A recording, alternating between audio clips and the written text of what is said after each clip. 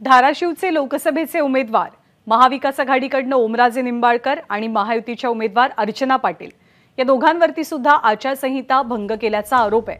याच प्रकरणी जिल्हाधिकाऱ्यांनी सायबर पोलिसांना आता अहवाल सादर करण्याचे आदेश दिलेत। रॅलीमध्ये पैसे वाटल्याच्या व्हायरल व्हिडिओची सत्यता पडताळून पाहण्याचे हे आदेश आहेत। कृष्णा केंडे आपल्याला माहिती देतात। कृष्णा, काय हे प्रकरण आहे आचारसंहिता भंगाचं?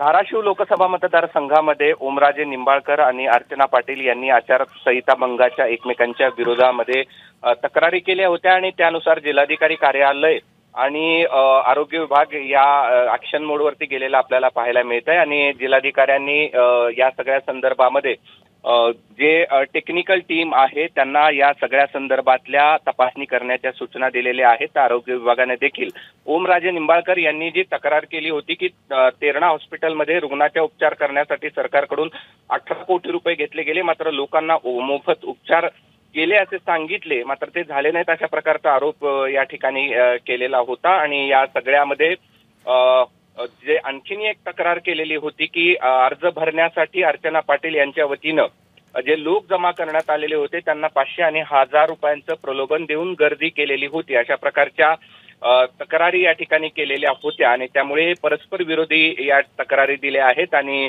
जिल्हाधिकारी यांनी या सगळ्या संदर्भात सायबर पोलीस आणि आरोग्य विभागाला तपासणीच्या सूचना दिलेल्या आहेत। आणि आचारसंहिता भंगाचे तक्रारीवरून आता प्रशासन धाराशिवमध्ये सत्यता शोधण्याचं काम करत आहे। ज्ञानदा, धन्यवाद कृष्णा या माहितीबद्दल।